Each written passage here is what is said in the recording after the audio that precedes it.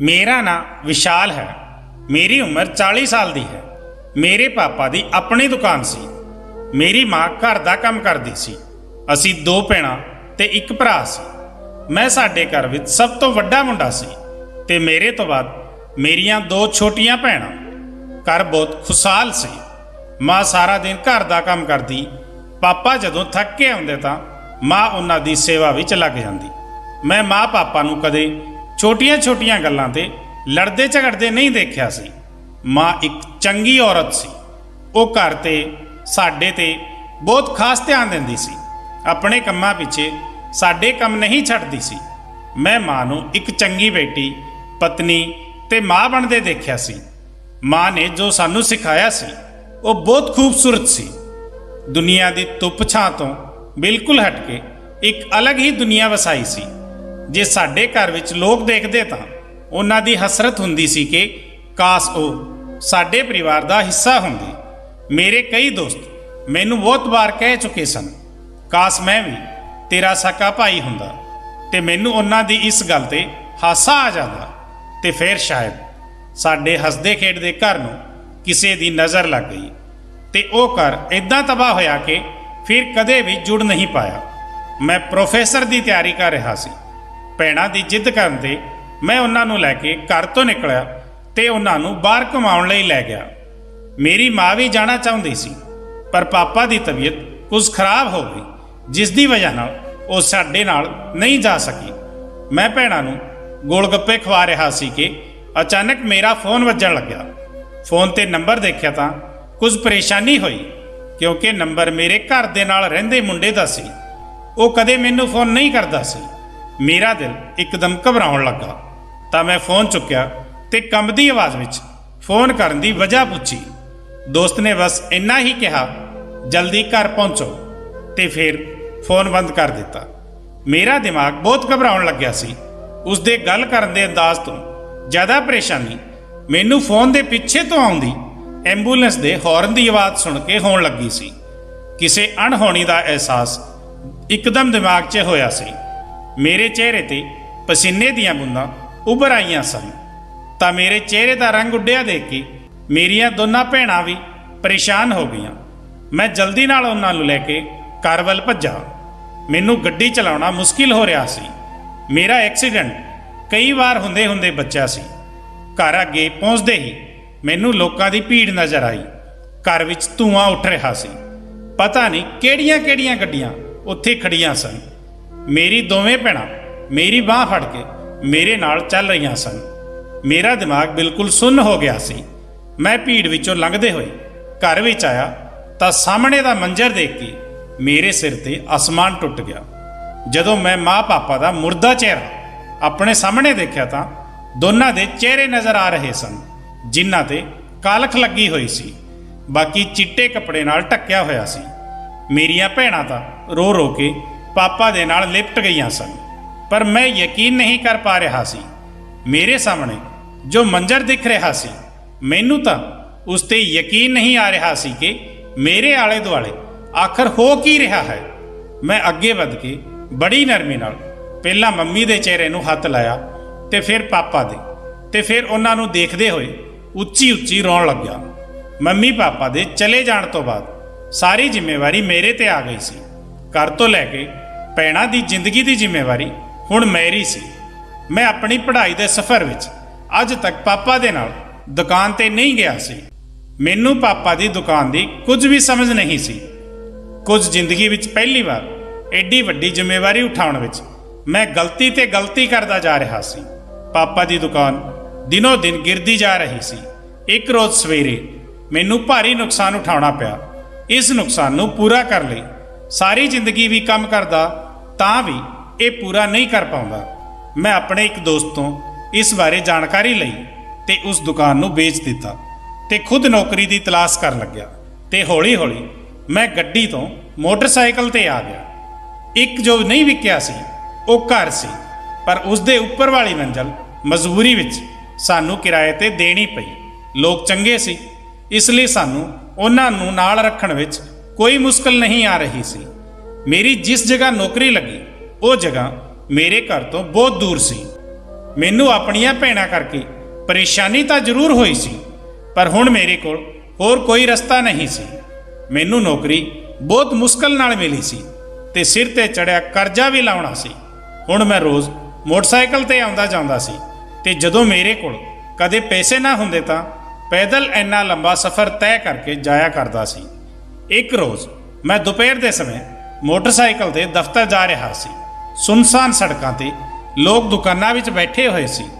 ਉੱਥੇ ਕੋਈ ਔਰਤ ਪਤਾ ਨਹੀਂ ਕੀ ਕਰ ਰਹੀ ਸੀ।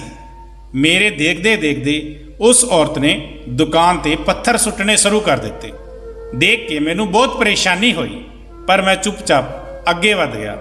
ਔਰਤ ਆਪਣੇ ਕੱਪੜਿਆਂ ਤੋਂ ਬਹੁਤ ਅਜੀਬ ਲੱਗ ਰਹੀ ਸੀ, ਜਿਵੇਂ ਉਸ ਦਾ ਦਿਮਾਗ ਠੀਕ ਨਹੀਂ ਸੀ। ਪਹਿਲਾਂ ਤਾਂ ਕਈ ਦਿਨ ਮੈਂ ਨਜ਼ਰਅੰਦਾਜ਼ ਕਰਦਾ ਗਿਆ, ਪਰ ਇਹ ਸਿਲਸਿਲਾ ਰੋਜ਼ ਚੱਲਣ ਲੱਗਿਆ। ਮੈਂ ਰੋਜ਼ ਦਫ਼ਤਰ ਜਾਂਦੇ ਹੋਏ ਦੇਖਦਾ ਸੀ ਇੱਕ ਪਾਗਲ ਔਰਤ, ਜਿਸ ਦੀ ਹਾਲਤ ਬਹੁਤ ਹੀ ਖਰਾਬ ਹੁੰਦੀ ਸੀ, ਇੱਕ ਵੱਡੀ ਦੁਕਾਨ ਤੇ ਪੱਥਰ ਸੁੱਟਦੀ ਸੀ। ਦੁਕਾਨਦਾਰ ਤੇ ਦੁਕਾਨ ਨੂੰ ਪੱਥਰ ਲੱਗਦੇ ਸੀ, ਪਰ ਉਹ ਉਸ ਨੂੰ ਰੋਕਦਾ ਨਹੀਂ ਸੀ ਤੇ ਕੋਈ ਵੀ ਉਸ ਔਰਤ ਨੂੰ ਮਨਾ ਨਹੀਂ ਕਰਦਾ ਸੀ। ਮੈਨੂੰ ਸ਼ੱਕ ਹੋਣ ਲੱਗਿਆ ਕਿ ਅਖੀਰ ਇਹ ਕੀ ਮਾਮਲਾ ਹੈ ਕਿ ਲੋਕ ਆਪਣੇ ਕੰਮਾਂ ਵਿੱਚ ਇੰਨੇ ਮਸਤ ਰਹਿੰਦੇ ਹਨ। ਇੱਥੇ ਜਿਵੇਂ ਕਿਸੇ ਨੂੰ ਕੋਈ ਫਰਕ ਨਹੀਂ ਪੈ ਰਿਹਾ ਸੀ। ਮੈਂ ਕਿਸੇ ਨੂੰ ਪੁੱਛਿਆ ਤਾਂ ਉਸਨੇ ਦੱਸਿਆ ਇਹ ਔਰਤ 10 ਸਾਲ ਤੋਂ ਇਸੇ ਦੁਕਾਨ ਤੇ ਪੱਥਰ ਸੁੱਟ ਰਹੀ ਹੈ। ਮੈਂ ਬਹੁਤ ਹੈਰਾਨ ਹੋਇਆ। ਅਖੀਰ ਇਹ ਔਰਤ ਇਸ ਤਰ੍ਹਾਂ ਪੱਥਰ ਕਿਉਂ ਸੁੱਟਦੀ ਹੈ, ਇਹ ਗੱਲ ਕੋਈ ਨਹੀਂ ਜਾਣਦਾ ਸੀ। ਪਰ ਦੁਕਾਨਦਾਰ ਇਸ ਔਰਤ ਦੇ ਪੱਥਰ ਸੁੱਟਣ ਤੋਂ ਬਾਅਦ ਰੋਣ ਲੱਗਦਾ ਤੇ ਇੱਕ ਦਿਨ ਜਦੋਂ ਮੈਂ ਦਫ਼ਤਰ ਤੋਂ ਘਰ ਵਾਪਸ ਆ ਰਿਹਾ ਸੀ, ਮੈਂ ਦੇਖਿਆ ਉਹ ਔਰਤ ਉਸ ਦੁਕਾਨਦਾਰ ਦੀ ਗੱਡੀ ਵਿੱਚ ਬੈਠ ਕੇ ਜਾ ਰਹੀ ਹੈ। ਮੈਨੂੰ ਬਹੁਤ ਹੈਰਾਨੀ ਹੋਈ, ਇਹ ਸਭ ਕੀ ਸੀ। ਹੁਣ ਮੈਂ ਸ਼ੱਕ ਦੇ ਮਾਰੇ ਰੋਜ਼ ਉਸੇ ਸਮੇਂ ਵਾਪਸ ਆਉਂਦਾ ਸੀ। ਉਹ ਔਰਤ ਮੈਨੂੰ ਰੋਜ਼ ਦੇਖਦੀ ਸੀ, ਪਰ ਉਸ ਸਮੇਂ ਮੈਨੂੰ ਬਿਲਕੁਲ ਵੀ ਦਿਮਾਗੀ ਮਰੀਜ਼ ਨਹੀਂ ਲੱਗ ਰਹੀ ਸੀ। ਐਵੇਂ ਰੋਜ਼ ਹੁੰਦਾ ਉਹ ਦੋਵੇਂ ਇਕੱਠੇ ਘਰ ਜਾਂਦੇ। ਮੈਂ ਸੋਚਿਆ ਕਿਉਂ ਨਾ ਆਲੇ ਦੁਆਲੇ ਦੇ ਲੋਕਾਂ ਤੋਂ ਪੁੱਛਿਆ ਜਾਵੇ, ਪਰ ਕਿਸੇ ਨੂੰ ਕੁਝ ਪਤਾ ਨਹੀਂ ਸੀ। ਸਾਰੇ ਕਹਿਣ ਲੱਗੇ ਪਿਛਲੇ 10 ਸਾਲਾਂ ਤੋਂ ਅਸੀਂ ਇਹਨਾਂ ਨੂੰ ਇਦਾਂ ਹੀ ਦੇਖ ਰਹੇ ਹਾਂ। ਪਰ ਮੈਂ ਸੱਚ ਜਾਣਨਾ ਚਾਹੁੰਦਾ ਸੀ। ਮੈਂ ਨਹੀਂ ਜਾਣਦਾ ਸੀ ਕਿ ਇਹ ਸਭ ਕਿਉਂ ਕਰ ਰਿਹਾ ਹਾਂ। ਮੇਰਾ ਕੀ ਲੈਣਾ ਦੇਣਾ ਉਸ ਔਰਤ ਤੇ ਉਸ ਆਦਮੀ ਨਾਲ, ਪਰ ਫਿਰ ਵੀ ਉਸ ਔਰਤ ਦਾ ਪਿੱਛਾ ਕਰਨਾ ਚਾਹੁੰਦਾ ਸੀ। ਇੱਕ ਰੋਜ਼ ਮੈਨੂੰ ਦਫ਼ਤਰ ਤੋਂ ਆਉਣ ਵਿੱਚ ਕੁਝ ਦੇਰ ਹੋ ਗਈ। ਮੈਨੂੰ ਬਹੁਤ ਦੁੱਖ ਹੋਇਆ ਕਿ ਮੈਂ ਜਲਦੀ ਨਹੀਂ ਆ ਸਕਿਆ। ਉਸ ਰੋਜ਼ ਮੈਂ ਉਸ ਔਰਤ ਦਾ ਪਿੱਛਾ ਕਰਨਾ ਸੀ, ਪਰ ਮੇਰੀਆਂ ਅੱਖਾਂ ਫੱਟੀਆਂ ਦੀਆਂ ਫੱਟੀਆਂ ਰਹਿ ਗਈਆਂ ਜਦੋਂ ਔਰਤ ਤੇ ਉਹ ਆਦਮੀ ਮੇਰੇ ਆਉਣ ਤੇ ਹੀ ਘਰ ਵੱਲ ਚੱਲ ਪਏ ਸੀ। ਰਾਤ ਦੇ ਸਮੇਂ ਬਾਕੀ ਸਾਰਾ ਬਾਜ਼ਾਰ ਬੰਦ ਸੀ, ਪਰ ਅੱਜ ਉਸ ਔਰਤ ਦੀਆਂ ਅੱਖਾਂ ਵਿੱਚ ਪਤਾ ਨਹੀਂ ਕੀ ਸੀ ਜੋ ਮੈਂ ਖੁਦ ਨੂੰ ਰੋਕ ਨਹੀਂ ਸਕਿਆ ਤੇ ਉਸ ਦਾ ਪਿੱਛਾ ਕਰਨ ਲਈ ਸੋਚਿਆ। ਉਸੇ ਸਮੇਂ ਹੀ ਮੇਰੀ ਮੋਟਰਸਾਈਕਲ ਦਾ ਟਾਇਰ ਪੈਂਚਰ ਹੋ ਗਿਆ ਤੇ ਮੈਂ ਆਪਣਾ ਇਰਾਦਾ ਬਦਲ ਦਿੱਤਾ ਤੇ ਆਪਣੇ ਘਰ ਵੱਲ ਚਲਾ ਗਿਆ। ਮੈਂ ਪਿੱਛੇ ਮੁੜ ਕੇ ਦੇਖਿਆ ਤਾਂ ਉਹ ਔਰਤ ਗੱਡੀ ਵਿੱਚ ਬੈਠੀ ਹੁਣ ਵੀ ਮੈਨੂੰ ਹੀ ਦੇਖ ਰਹੀ ਸੀ। ਮੈਨੂੰ ਉਸ ਦੇ ਵੇਖਣ ਤੇ ਬਹੁਤ ਅਜੀਬ ਲੱਗ ਰਿਹਾ ਸੀ। ਮੈਨੂੰ ਉਸ ਗੱਲ ਦਾ ਤਾਂ ਅੰਦਾਜ਼ਾ ਸੀ ਜੋ ਇੰਨੇ ਸਿੱਧੇ ਲੱਗ ਰਹੇ ਸੀ, ਅਸਲ ਵਿੱਚ ਉਹ ਇਦਾਂ ਦੇ ਨਹੀਂ ਸਨ ਜਿੱਦਾਂ ਦਾ ਉਹ ਦਿਖਾਵਾ ਕਰ ਰਹੇ ਸਨ। ਉਸ ਔਰਤ ਦਾ ਦੇਖਣਾ ਮੈਨੂੰ ਕਈ ਸੋਚਾਂ ਵਿੱਚ ਪਾ ਚੁੱਕਿਆ ਸੀ। ਮੈਂ ਘਰ ਗਿਆ, ਸਾਰੀ ਰਾਤ ਉਸ ਔਰਤ ਬਾਰੇ ਸੋਚਦਾ ਰਿਹਾ। ਪੂਰੀ ਰਾਤ ਸੋ ਨਹੀਂ ਪਾਇਆ, ਪਰ ਮੈਂ ਸੋਚ ਲਿਆ ਸੀ ਕੁਝ ਵੀ ਹੋ ਜਾਵੇ ਮੈਂ ਉਸ ਔਰਤ ਦਾ ਪਿੱਛਾ ਜ਼ਰੂਰ ਕਰਾਂਗਾ। ਇੱਕ ਦਿਨ ਮੈਂ ਉਹਨਾਂ ਦਾ ਪਿੱਛਾ ਕੀਤਾ। ਉਹ ਸ਼ਹਿਰ ਤੋਂ ਦੂਰ ਕਿਸੇ ਕਸਬੇ ਵਿੱਚ ਗਏ।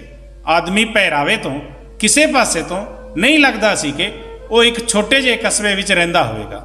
ਮੈਂ ਉਸ ਦਾ ਪਿੱਛਾ ਕਰਦਾ ਉਸ ਦੇ ਘਰ ਤੱਕ ਪਹੁੰਚ ਗਿਆ।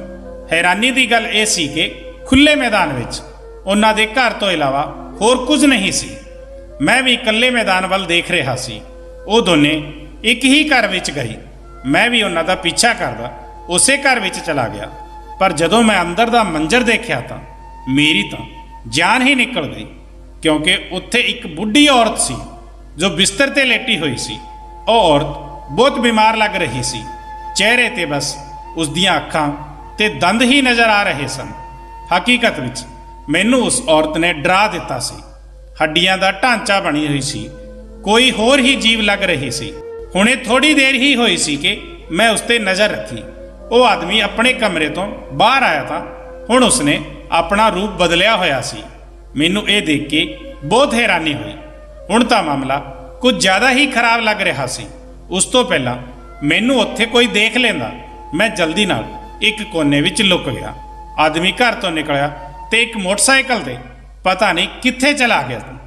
ਮੈਂ ਵੀ ਡਰ ਦੇ ਮਾਰੇ ਆਪਣੇ ਮੋਟਰਸਾਈਕਲ ਤੇ ਬੈਠ ਕੇ ਉੱਥੋਂ ਨਿਕਲ ਆਇਆ। ਜਿਵੇਂ ਹੀ ਮੈਂ ਪਿੱਛੇ ਮੁੜ ਕੇ ਦੇਖਿਆ, ਮੇਰੀ ਆਤਮਾ ਕੰਬ ਗਈ, ਕਿਉਂਕਿ ਉਹ ਔਰਤ ਜੋ ਹੱਡੀਆਂ ਦਾ ਢਾਂਚਾ ਸੀ, ਉਹ ਖਿੜਕੀ ਵਿੱਚ ਖੜੇ ਹੋ ਕੇ ਬਹੁਤ ਧਿਆਨ ਨਾਲ ਮੈਨੂੰ ਦੇਖ ਰਹੀ ਸੀ। ਜਿਸ ਚੀਜ਼ ਤੋਂ ਮੈਂ ਡਰ ਰਿਹਾ ਸੀ ਉਹੀ ਹੋਇਆ। ਮੈਂ ਨਹੀਂ ਜਾਣਦਾ ਸੀ ਉਹ ਔਰਤ ਹੁਣ ਕੀ ਕਰੇਗੀ। ਮੈਂ ਜਲਦੀ ਨਾਲ ਘਰ ਪਹੁੰਚਿਆ ਤੇ ਮੈਂ ਫੈਸਲਾ ਕਰ ਲਿਆ ਸੀ ਕਿ ਅੱਜ ਤੋਂ ਬਾਅਦ ਕਿਸੇ ਦੀ ਜ਼ਿੰਦਗੀ ਵਿੱਚ ਦਖਲ ਅੰਦਾਜ਼ੀ ਨਹੀਂ ਕਰਾਂਗਾ। ਕਈ ਦਿਨ ਇੱਦਾਂ ਹੀ ਬੀਤ ਗਏ। ਮੈਂ ਉਸ ਔਰਤ ਦੇ ਦੁਕਾਨ ਆਉਣ ਤੋਂ ਪਹਿਲਾਂ ਹੀ ਦਫ਼ਤਰ ਲਈ ਨਿਕਲ ਜਾਂਦਾ ਤੇ ਉਸ ਦੇ ਜਾਣ ਤੋਂ ਬਾਅਦ ਦਫ਼ਤਰੋਂ ਤੋਂ ਵਾਪਸ ਆਉਂਦਾ ਸੀ। ਇੱਕ ਦਿਨ ਮੈਨੂੰ ਦਫ਼ਤਰ ਤੋਂ ਜਲਦੀ ਆਉਣਾ ਪੈ ਗਿਆ। ਉਸ ਦਿਨ ਮੈਂ ਆਪਣਾ ਰਸਤਾ ਬਦਲ ਕੇ ਘਰ ਆਇਆ। ਅਗਲੀ ਸਵੇਰ ਭੈਣਾਂ ਨੇ ਜਿੱਦ ਕਰਨੀ ਸ਼ੁਰੂ ਕਰ ਦਿੱਤੀ ਕਿ ਅੱਜ ਛੁੱਟੀ ਹੈ ਤਾਂ ਕਿਤੇ ਬਾਹਰ ਜਾਣਾ ਹੈ। ਮੈਂ ਵੀ ਉਹਨਾਂ ਨਾਲ ਬਾਹਰ ਚਲਾ ਗਿਆ। ਰਸਤੇ ਵਿੱਚ ਉਸ ਔਰਤ ਤੇ ਨਜ਼ਰ ਪਈ ਤਾਂ ਅੱਜ ਫਿਰ ਉਹ ਦੁਕਾਨ ਤੇ ਪੱਥਰ ਸੁੱਟ ਰਹੀ ਸੀ। ਮੈਨੂੰ ਦੇਖਦੇ ਹੀ ਹੱਸਣ ਲੱਗੀ। ਮੈਨੂੰ ਉਸ ਔਰਤ ਤੋਂ ਬਹੁਤ ਡਰ ਲੱਗ ਰਿਹਾ ਸੀ। ਸ਼ਾਮ ਤੱਕ ਅਸੀਂ ਵਾਪਸ ਆ ਗਏ ਤਾਂ ਮੈਨੂੰ ਪਤਾ ਚੱਲਿਆ ਕਿ ਮੈਨੂੰ ਆਪਣੇ ਦਫ਼ਤਰ ਤੋਂ 2 ਦਿਨ ਦੀ ਛੁੱਟੀ ਹੋਰ ਮਿਲ ਗਈ ਹੈ। ਰਾਤ ਦੇ ਸਮੇਂ ਮੈਂ ਆਪਣੀ ਸੋਚਾਂ ਵਿੱਚ ਗੁੰਮ ਸੀ ਕਿ ਇੱਕਦਮ ਉਸ ਔਰਤ ਦੀ ਪਰਛਾਈ ਮੇਰੀ ਅੱਖਾਂ ਦੇ ਸਾਹਮਣੇ ਆ ਗਈ। ਮੈਂ ਸੋਚਿਆ ਕਿਉਂ ਨਾ ਉਸ ਔਰਤ ਦੇ ਦੁਕਾਨ ਤੇ ਜਾਣ ਤੋਂ ਬਾਅਦ ਉਸ ਦੇ ਘਰ ਜਾ ਕੇ ਸਭ ਦੇਖਿਆ ਜਾਵੇ। ਪਹਿਲਾਂ ਤਾਂ ਮੈਨੂੰ ਬਹੁਤ ਡਰ ਮਹਿਸੂਸ ਹੋਇਆ, ਪਰ ਦਿਲ ਵਿੱਚ ਇੱਕ ਸ਼ੱਕ ਸੀ ਕਿ ਪਤਾ ਤਾਂ ਕਰਾਂ ਉਸ ਔਰਤ ਨਾਲ ਹੋਇਆ ਕੀ ਸੀ।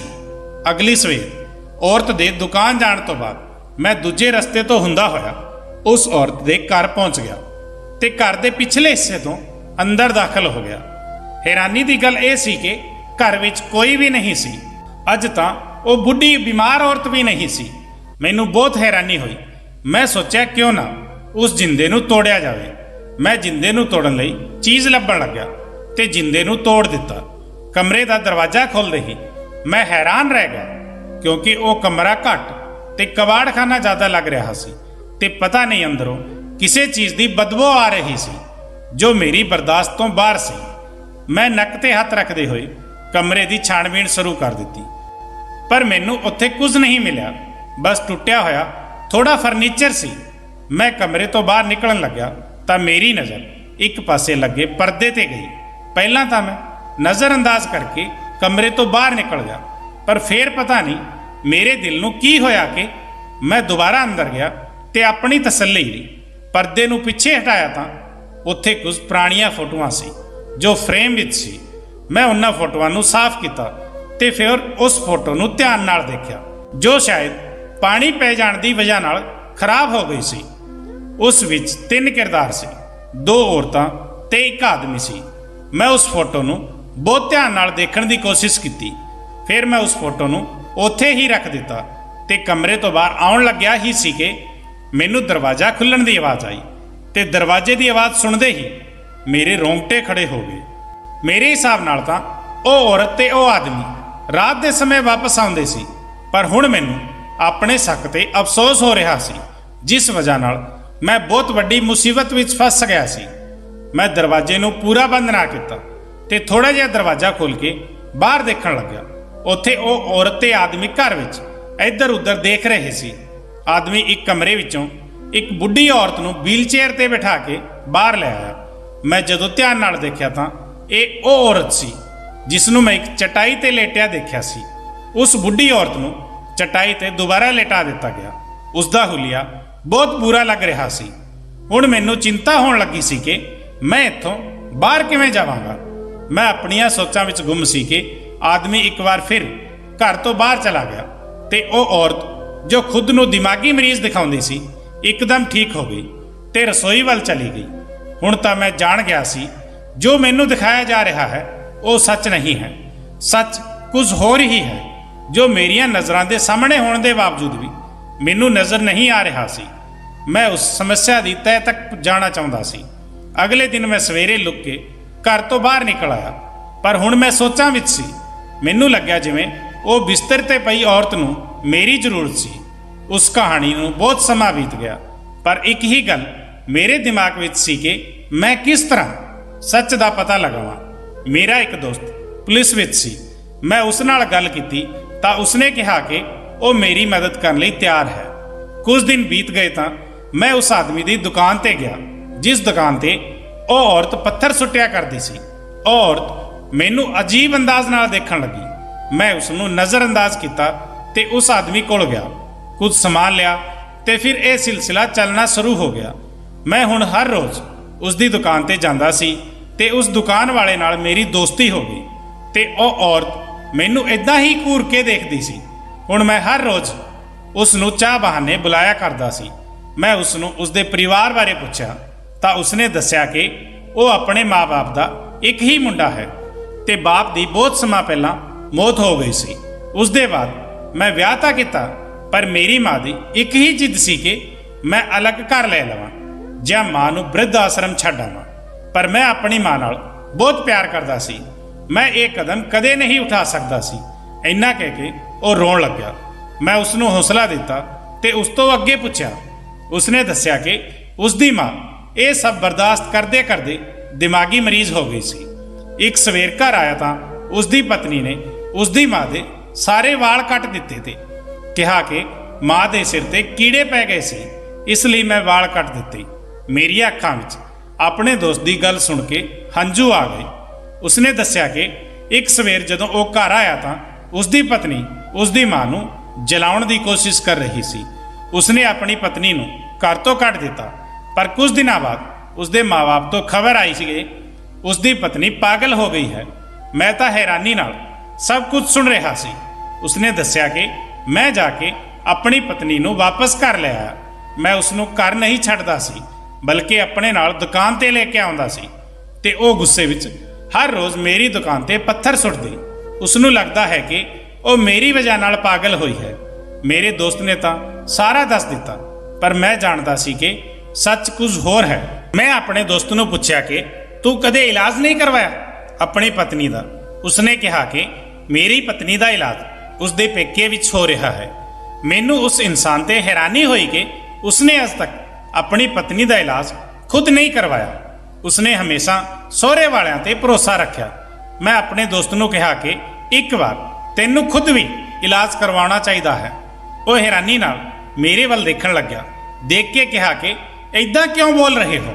मैं उसनू दस्सिया कि तेरी पत्नी किसी भी पासे तो बीमार नहीं लगती। उसने मेरे वल इस तरह देखा जिवें वो बिल्कुल ठीक होवे। जे तैनू बुरा ना लगे तू मेरा ये कहना मन के देख लै। वो भी डूंगी सोच विच सी। बोलिया कि मैं अपनी पत्नी का इलाज करवावांगा। मैं अपने दोस्त नू कहा कि तैनू जिथे मेरा साथ चाहिए होवेगा मैं तैनू हर जगह नाल खड़ा नजर आऊँगा। मैं ते मेरे पुलिस दोस्त ने उसकी पत्नी की हर हरकत ते नज़र रखना शुरू कर दिता। कदे घर विच लुक के देखदे तां कदे उसके पति उस ते नज़र रखदा सी। जदों वो मैनू घूर रही हुंदी सी हुण तां उसके पति नू भी यकीन होण लग गया सी कि उसकी पत्नी पागल नहीं है बल्कि पागल होने का ड्रामा कर रही है। पर हैरानी यह सी कि वो अजिहा क्यों कर रही सी। एक सवेरे मेरे दोस्त ने अपनी पत्नी नू कहा कि चल तैनू डॉक्टर नू दिखावां। उसकी पत्नी एकदम घबरा गई ते कहा कि मैं नहीं जावांगी। पर मेरा दोस्त जबरदस्ती उसनू डॉक्टर नू दिखाउण लई लै गया। डॉक्टर ने मेरे दोस्त नू अलग कमरे विच बुलाया। मैं तां उसदे नाल ही सी। वो मैनू भी अपने नाल डॉक्टर कोल लै गया। डॉक्टर की गल ने साडे पैरां थल्लों जमीन खिंच लई जदों उसने कहा कि तुहानू किसने कहा है कि तुहाडी पत्नी पागल है, वो बिल्कुल तंदुरुस्त है। मेरे दोस्त दा तां डॉक्टर की गल सुनते ही रंग उड़ गया। कदे वो मेरे वल देखदा कदे डॉक्टर वल। वो चुपचाप उठ्या। उसकी पत्नी बहुत घबराई हुई सी। मैं जदों जाण की इजाजत मंगी तां उसने कहा कि मैनू तुहाडी जरूरत है, तुसी हुणे इत्थे ही रहो, हो सके तां किसी जान पछाण वाले पुलिस वाले नू लै आओ। मैं हैरानी नाल अपने दोस्त वल देखा अते पुछया कि वो की करन जा रहा है। पर मेरे दोस्त ने मैनू कहा कि जिन्ना कह रहा हाँ उन्ना ही करो। मैं उसका कहना मनदे होए अपने पुलिस दोस्त नू घर बुला लिया। मेरे दोस्त की पत्नी पुलिस नू अपने घर विच देख के बहुत डर गई सी ते वो उत्थों भज्जण की कोशिश कर रही सी। असीं सारिਆਂ ने मिल के उसनू फड़ लिया। मेरे दोस्त ने उसके मूँह ते थप्पड़ मारते हुए कहा कि दस ये सब नाटक क्यों किया? मेरी माँ के पागल होने विच भी तेरा ही हथ सी, ते फिर तू खुद पागल होने का ड्रामा क्यों कर रही सी? उस कोल हुण कोई रस्ता नहीं बचा सी। पुलिस ते उसका पति उसके सिर ते खड़े सी ते ओ एकदम चेहरे ते हाथ रख के उच्ची उच्ची रोन लगी ते कहन लगी कि हाँ मैं झूठ बोलिया, मैं पागल नहीं हाँ। तेरी माँ इस घर की मालकन सी। मेरी माँ ने मैनू ये कह के भेजा सी कि किसी भी तरह मैनू एक घर हासिल करना है ते इस घर की मालकन बनना है, पर तेरी माँ की हुकूमत मैं ये सब कुछ नहीं सह सकती सी। जदों मैं अपनी माँ नाल तेरी माँ बारे गल की तां उन्होंने कहा कि कुछ इदां कर जिस नाल वो अपने आप इस काबल ही ना रहे जिस नाल एक घर ते सारी जायदाद तेरे नाल लिखी जाए। असी तां उसकी गल सुन के हैरान सी कि कोई इन्ना भी डिग सकता है, ते माँ तां अपनी कुड़ी दा घर वसाउंदी है। ये किदां दी माँ सी जिसने अपनी ही कुड़ी दा घर उजाड़िया सी। मैं माँ दे दो रूप देखे सी, एक ओ रूप जो मेरी माँ दा सी ते एक ए रूप जो इस धोखेबाज औरत दी माँ दा सी। उस रोज समझाया कि संस्कार इंसान लई बहुत जरूरी हैं ते ए माँ बाप दा फर्ज है अपनी औलाद दी परवरिश इस तरह करन ना तां वो कदे खुद नूं नुकसान पहुंचा सकन ते ना ही किसी दूजे नूं। अते जो लोग ये सोच के अपने बच्चों की चंगी परवरिश नहीं करते कि अगले घरां विच जाके उन्हां दा सब कुछ खो लैणगे ते वो अपने लिए खुद टोए पुटते हैं। उस औरत की गल की जा रही सी। उसने अपने पति नूं बर्बाद करके रख दिता सी। मैं तेरी माँ नूं बर्बाद कर लई, उस ते हर जुलम किया जो मेरी माँ ने मैनू सिखाया सी। एक रोज सवेरे जदों तेनू मेरी सच्चाई का पता लग्या तां तू मैनू घर तो बाहर कढ़ दिता। मैं माँ कोल गई ते उन्हां नूं दस्सिया ते कहा जिवें तुसीं कहा सी मैं किता, पर मेरा पति सब कुछ जान गया। कुछ दिन लंघ गए। मेरी माँ ने कहा कि जे तू घर वसाना दोबारा तो ते उस घर की मालकन बनना तां तैनू पागल होने का नाटक करना पवेगा। ये करना मेरे लिए मुश्किल सी, पर मेरी माँ ने जो सिखाया मैं उवें ही किया। अज जे तेरा ये दोस्त ना हुंदा तां यकीनन मैं बहुत जल्दी तेरे घर ते इस सारी जायदाद की मालकन हुंदी। इन्ना कहते हुए वो फिर तो रोन लगी, पर उसके चेहरे ते एक भी शिकन नहीं सी, ना ही इन्ना सब कुछ करन दा कोई पछतावा सी। मैं तो हैरान सी उस औरत नूं देख के, कोई इन्ना पत्थर दिल भी हो सकता है ते इदां भी जमीर मर जाते हैं। मेरा दोस्त अपनी पत्नी नूं गुस्से नाल देख रहा सी ते एकदम बोलिया कि इसनूं गिरफ्तार कर लो, जो जी आवे इसनूं सजा दो। मेरा दोस्त बहुत चंगा इंसान सी ते नेक ते शरीफ भी। उसकी माँ भी बहुत चंगी औरत सी। उसकी पत्नी ने उस नाल ते उसकी माँ नाल जो किया वो बहुत वड्डा जुलम सी। इसनूं भुलाउण लई उसनूं बहुत समा लग्या। वो हर दूजे दिन मेरे घर रोज आया करता सी। वो अपनी माँ का इलाज भी बहुत चंगी जगह तो करवा रहा सी। मैं भी अपने दोस्त नाल दुकान ते जाण लग्या।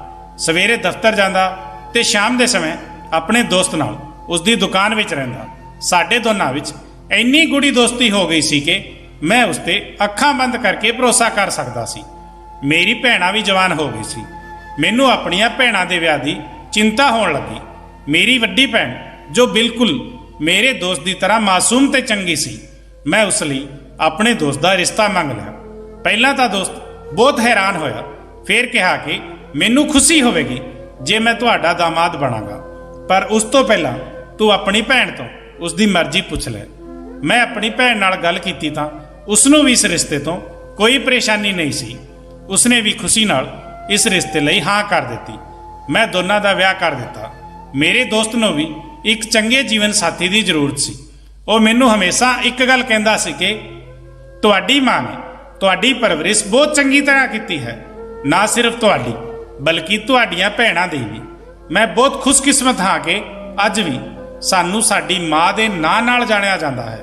अज भी लोग जदों साडे बारे गल करते हैं तां मेरी माँ की परवरिश बारे भी गल करते हैं। माँ का किरदार औलाद की जिंदगी विच बहुत अहमियत रखता है, क्योंकि वह हर समय अपनी औलाद के सिर ते रहिंदी है। माँ जे चाहे तां औलाद नूं चंगा इंसान बना सकती है, ते जे माँ चाहे तां अपनी औलाद नूं बुराई वल भी ले जा सकती है। मेरे दोस्त की पहली पत्नी ने ਬੁਰਾਈ ਦਾ ਰਸਤਾ ਚੁਣਿਆ ਤੇ ਹਮੇਸ਼ਾ ਲਈ ਆਪਣੀਆਂ ਸਾਰੀਆਂ ਖੁਸ਼ੀਆਂ ਦਾ ਗਲਾ ਘੋਟ ਦਿੱਤਾ। ਪਰ ਮੇਰੀ ਭੈਣ ਨੇ ਉਹਨਾਂ ਖੁਸ਼ੀਆਂ ਨੂੰ ਆਪਣੇ ਅੰਦਰ ਸਮੇਟ ਲਿਆ। ਦੋਸਤੋ, ਇਸ ਬਾਰੇ ਤੁਹਾਡੇ ਕੀ ਵਿਚਾਰ ਹਨ? ਕਮੈਂਟ ਕਰਕੇ ਜ਼ਰੂਰ ਦੱਸਣਾ।